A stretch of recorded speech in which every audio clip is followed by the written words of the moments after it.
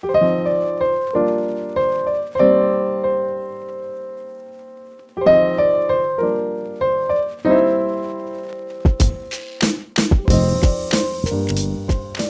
everyone, and welcome to my kitchen today on this very, very frosty day. I forgot to get a cup measurer here. I'm gonna get one real quick. So here we go. So I thought I would do, what do I call this? A Goldie but an oldie video that I used to do all the time is a what's for dinner video. And show you what we will be eating for dinner for the next, I don't know, 3 or 4 nights. And just kind of share with you what I'm making and, you know, just talk to you a little bit and say hi. We are trying to keep warm here in West Virginia. It is very, very cold. Very, very cold here. My husband is upstairs complaining about how cold it is, and I'm down here saying I'm working and I'm sweating to death.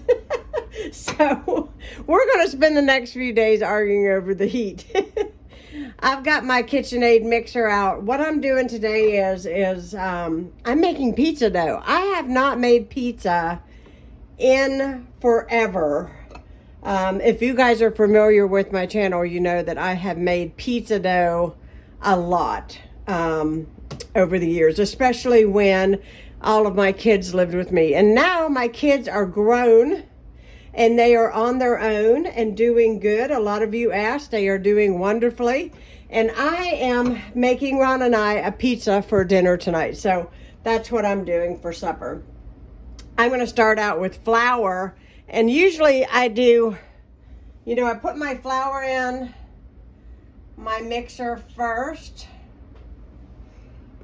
and I'm just gonna, I do have a recipe for my pizza dough on here on my channel. I will have to find it, and I'll try to link it down below for you all, because it has been a while since I've made this. Now remember, you can't take flour out, but you can always add flour in. So I start out with exactly what the directions say, but if it seems like it is too,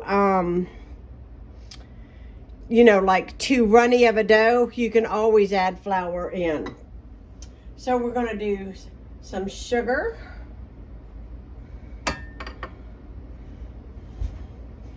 And we're going to do some salt, because salt is going to bring flavor to your dough.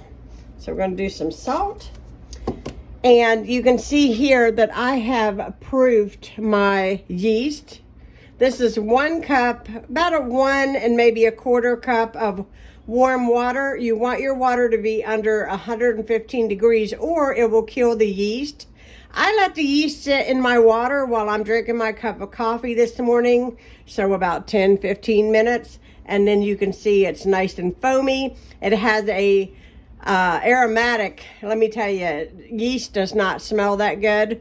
So you're going to be able to smell it to know that it is good enough to use in your recipe. So I'm going to go ahead and add in my yeast mixture.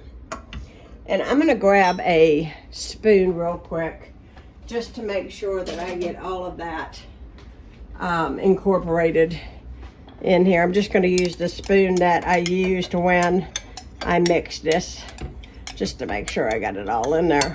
Because that's very vital to making a good dough, is the fact that, and I can smell that, it's really putting off a fragrance. Going to do a little bit of olive oil.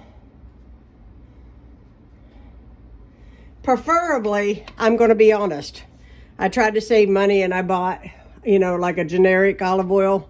The better the olive oil, the better it is. But I am trying to stay on a budget like everybody else. So you can also get away with using vegetable oil if you don't have olive oil on hand. The dough consistency is a little bit different, but it works. It still works. So making sure my attachment's on. I'm going to raise it.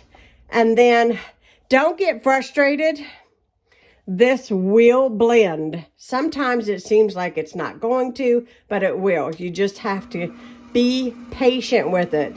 And you do not want to, you know, mix your dough at a very high speed. You just want to go gradually, slow. I go up to maybe a notch 2. This is 2. And I just let this blend. If it seems like it needs a little bit of help, I will push the flour down from the sides and give it a little bit of help, so it'll move it along. But we're going to get this mixed together. I'm going to put it in an oiled bowl, and I am going to cover it with a towel, and I'm going to place it in a oven that is not on. The oven will not be on, just the light. And the light will actually make the inside of the oven nice and toasty and will make this rise really nicely. Now, do you all see how this pulled everything away from the bowl, and it's all in a ball, and it's all together? So now at this point, what I do is I just turn this on low, and I set my Echo Dot in my living room for 5 minutes, and I just let this knead for 5 minutes before I put it into a greased bowl. But yeah, this is turning out perfectly because all of it is getting pulled away from the bowl, and it's all being combined into the ball. I want you to see how smooth the dough is. You'll notice how absolutely smooth this is. It's still tacky to the touch, but it's smooth, and that is perfect dough. I'm going to put this in a greased bowl, put it in the oven with just the light on. It probably will take a couple hours for it to rise. I'm going to leave it in there for a couple hours. I'm going to come back to it, and we're going to make some pizza. Here it is in the bowl. Make sure that you oil your ball. So, you know, you want to take it and move it around, flip it over, get it in the oil. This is olive oil, by the way. And then you're just going to place some of this. And then I put a towel because it really needs to be in a dark place. So I'm going to make sure that the lights are off for this dough. It's covered. Now all I'm going to do is place a towel over it and place it into the oven with the light on. I'll see you in a couple hours. Okay, it's been about 2 hours. And there is my dough all risen. This is a perfect dough. I'm going to get all my ingredients out for my pizza, and then I will share with you me putting it together. I've got my oven preheating to 425, and it'll bake for about 20 minutes. So for toppings, I'm going to show you, hopefully. I'm going to use this Prego spicy mushroom sauce. Bought it last night. Smells phenomenal. We've got mozzarella cheese. We've got some salami. We've got pepperoni, and we're going to get this dough out on our pan. And you can feel the bowl is warm where it has been just in the light in the oven, and it smells phenomenal. I love the smell of fresh dough. So I don't squish the dough down. I just take my fingers and gradually just put it out on the pan.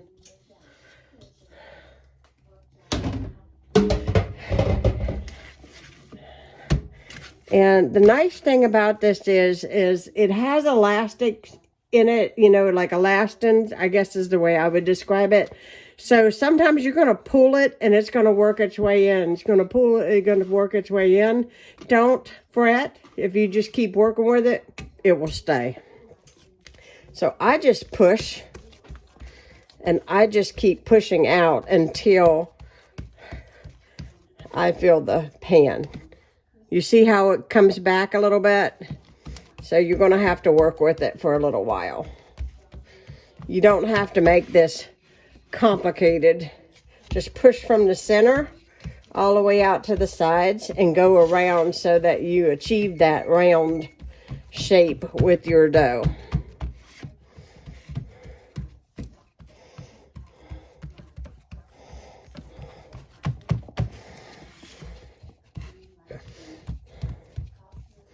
If you like thin crust, you might want to consider cutting this in half and, you know, making it really thin. But we like a nice sort of like deep dish kind of pizza.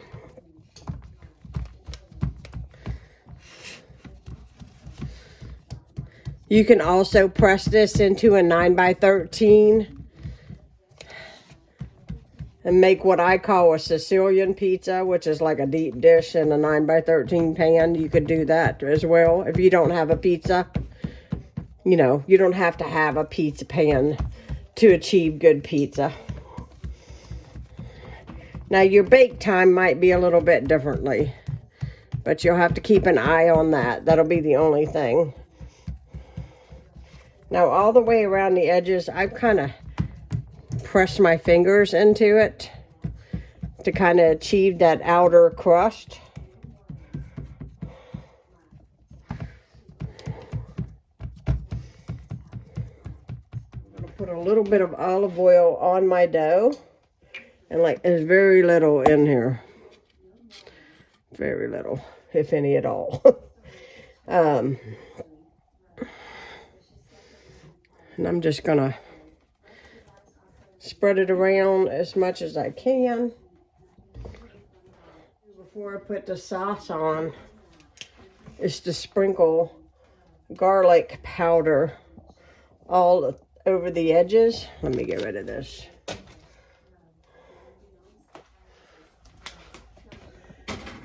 And then also put Italian seasoning all around the edging of the pizza. Makes it really pretty.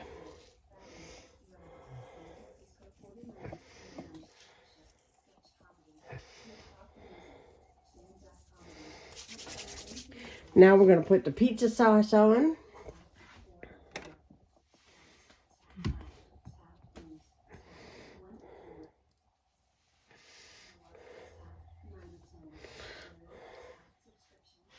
You're going to work it all the way up to the edge.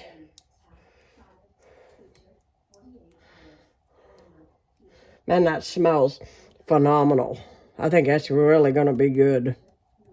I've never bought this one before, but it sounded really good. And all of the food was really picked over at the store because of the winter storm that's approaching. So everybody who knows how to make spaghetti is having spaghetti. Because there was hardly any sauce to choose from.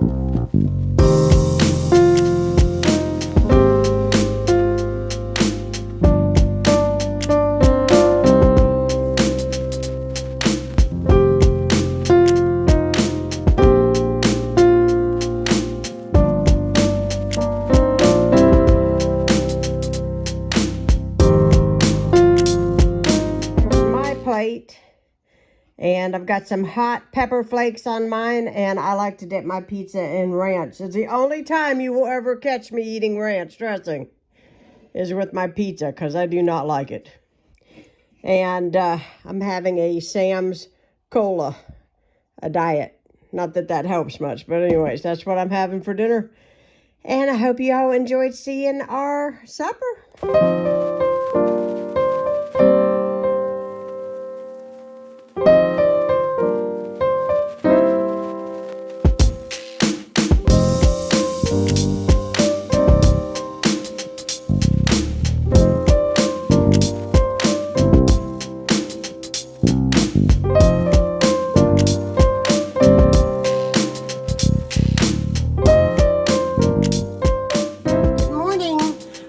is time to think dinner, and I'm thinking ahead of time because I am going to put on this roast.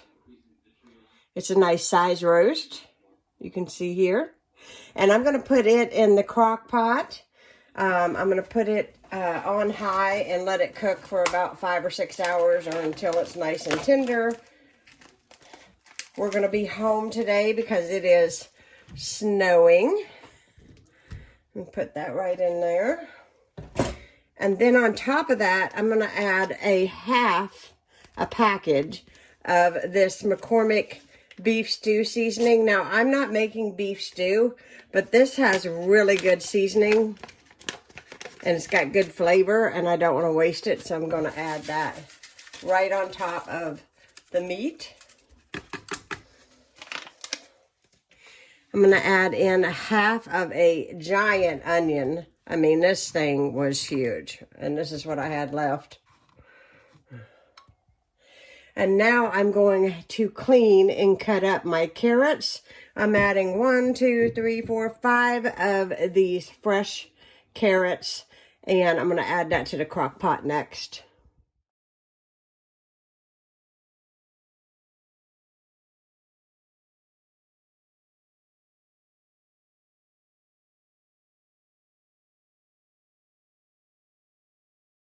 Now I'm going to add in some pink Himalayan sea salt because it's good for you. And then we're going to add in some pepper.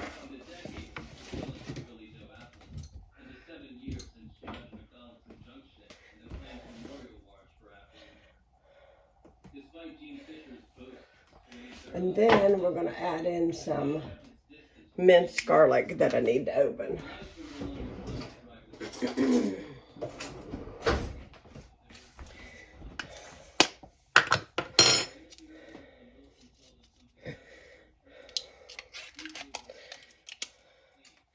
This is the garlic that I'm using.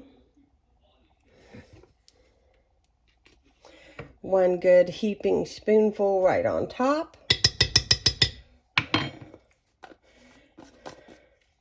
And then I'm going to put the lid on. We'll let this cook for, I don't know, 5 or 6 hours. And we'll come back and make something to go with it, and dinner will be ready. I am boiling some potatoes and egg noodles to go with the roast. And I'm just waiting for the potatoes to get soft. And then I'm going to drain this, and I'm going to add in butter and parsley. And these are the egg noodles that I used in case you want to know. And all that's cubed in there, I didn't even peel them. I just cut up russet potatoes. I have so many of them, so I think there might be 3 large potatoes in there, and then a half a bag of the medium-sized egg noodles. This is my crock pot. Woo! Okay. Get you guys cleared away here. Does that not look good? That's going to be so good. So we're going to finish up the potatoes, and then we'll get this dinner served. You guys can see how absolutely tender and juicy this come out. Oh, it's going to be so good. And then that is my carrots and onions that cooked away in there with the garlic and the seasoning. Oh my gosh, it's going to be so good. I'll show you my plate when I get it all ready.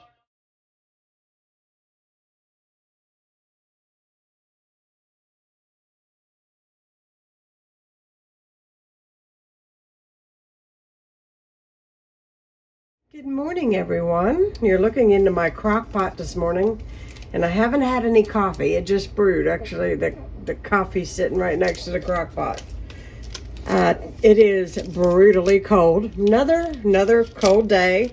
It snowed a little bit more last night, and it is just cold. And it's winter. That's what we get when it's winter. So I'm going to start off with a stick of butter. This is not a healthy, thing. I'm going to show you the bag, but I've got another one that's out. It's open, and I've already gone through all of them. You want to go through your beans and make sure there are no rocks or anything in them, because it can happen. But this is one that's not open, and this is the kind of beans I'm using. It's just a northern bean.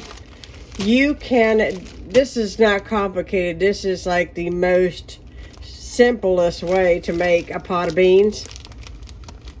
And the thing is that you can pair this with a meat, or tonight I'm going to make some Cajun sausages and some cornbread to go with these beans this evening, and it just sounds amazing. So I'm going to dump this one bag that I do have open in here, and yes, I'm using the whole bag.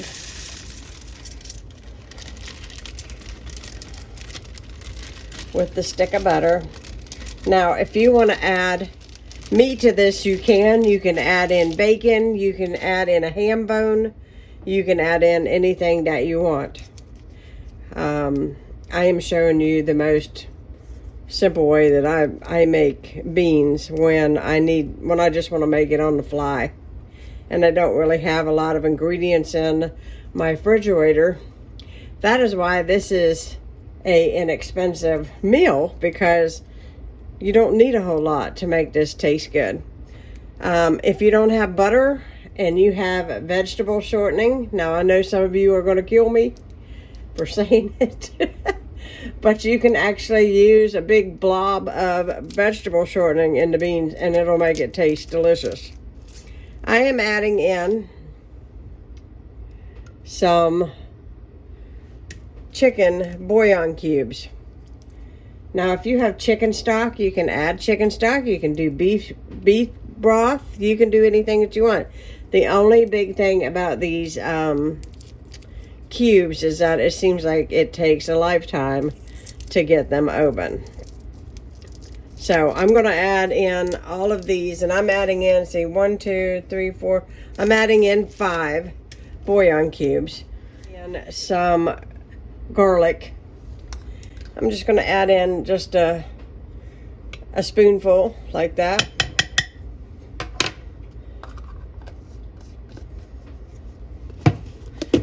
I'm going to add in some Himalayan sea salt, which has been my salt of preference here lately. And then I'm going to fill my crock pot up with water.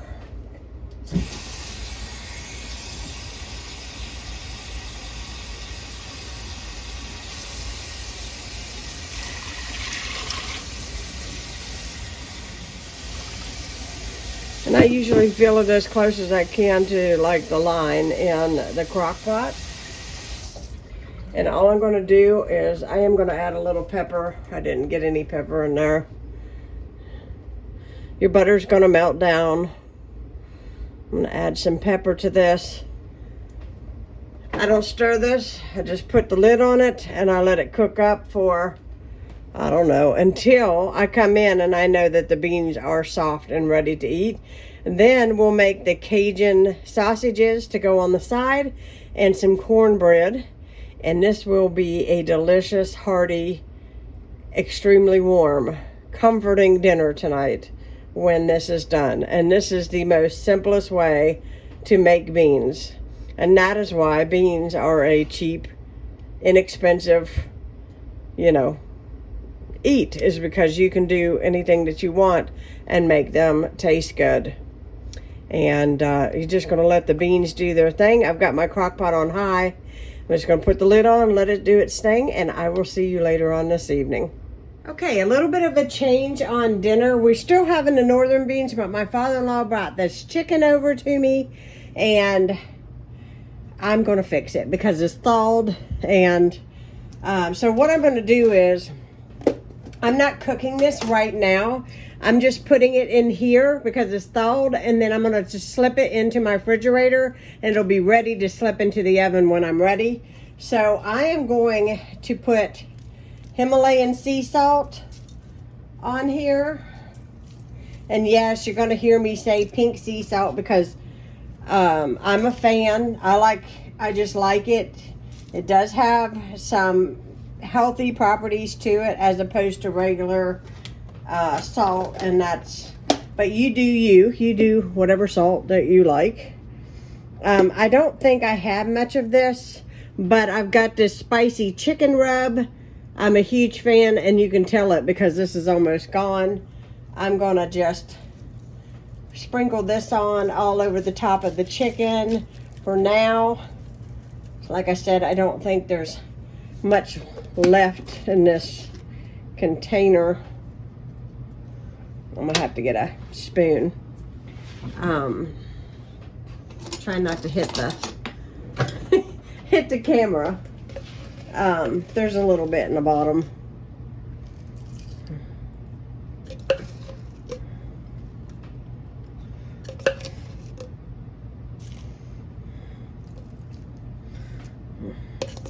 I love this. It has phenomenal smell and taste. It just really adds to your chicken. What I'm gonna end up doing is putting this chicken in a 350-degree oven, and I'm gonna bake this chicken for, I don't know, 45 minutes. Now, it is gonna render a lot of liquids, and I'm gonna dump that off, and then every 15 minutes, I am gonna brush on some kind of barbecue sauce that I have in my pantry, which I have a million bottles of barbecue sauce, so we'll see what we end up with. But until it gets that like tacky barbecued, consistency on the skin, and it'll be ready to eat. And we'll have this with some cornbread and my northern beans that are over here in my crock pot, and it'll be delicious. Now I'm going to put a little bit of pepper on this. And I'm going to slip this into the oven, and then whenever we get ready to bake it, all I have to do is slip it into the oven and it'll be ready.